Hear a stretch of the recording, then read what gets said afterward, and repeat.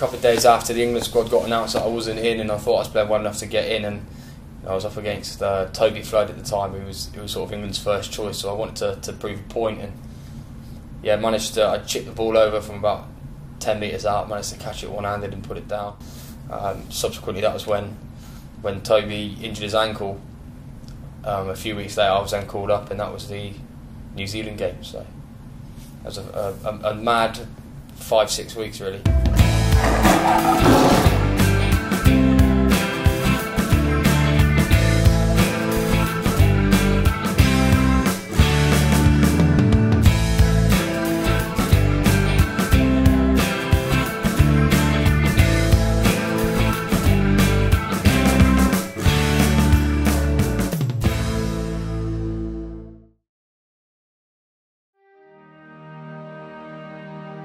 It never seems real. You sort of wake up on the day of the game, you've got your shirt, you look at your shirt, it's embroidered with your name and the date and the team you're playing.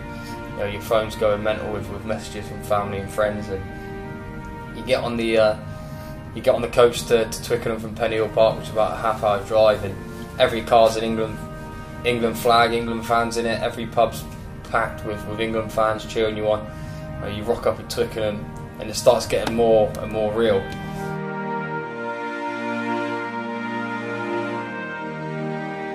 You get out there, and as you stand in the tunnel and the All Blacks come out, you know, it's a sort of lump in the throat moment.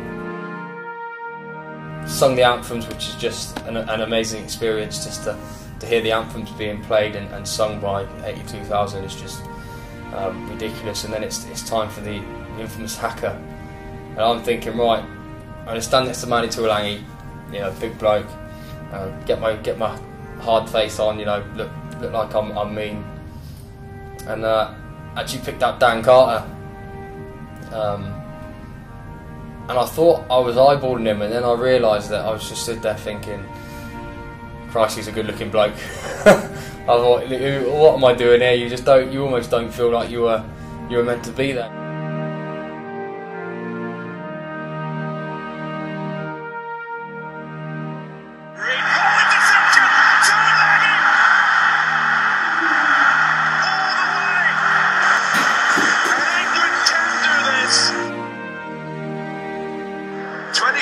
Freddie from Gloucester wins his first cap. What a time. Then see the boys, the England boys, do what they did for 60 minutes and put a nice gap in between us, and then for Stuart to have the face to put me on for 20 minutes, where I kicked a couple of penalties, was just amazing. And you know, I could walk outside now and get hit by a bus, but I've beaten the All Blacks, so I'll probably die a happy man.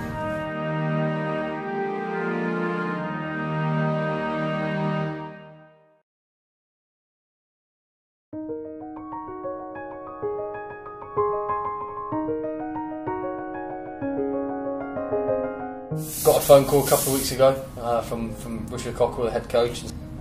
Yeah, because of the broken jaw, it opened a window for me to come out for a few days and, you know, just help out with a bit of coaching.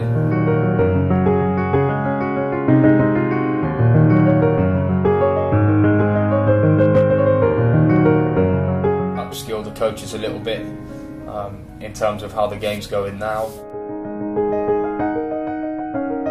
It's pretty impressive numbers and the quality of a lot of the players last night. Tigers! And obviously there's the ball tonight.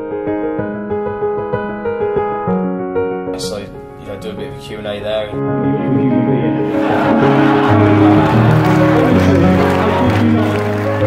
Just trying to help out and just build a bit more of a, rugby culture in Malaysia. I think when I joined Leicester, I knew that I was coming into a team that is like the Man United of rugby, really, in terms of the history and the heritage. It's not a club that's happy just sitting back, living off the past. We're always sort of striving to get better and, you know, broaden rugby knowledge across the world.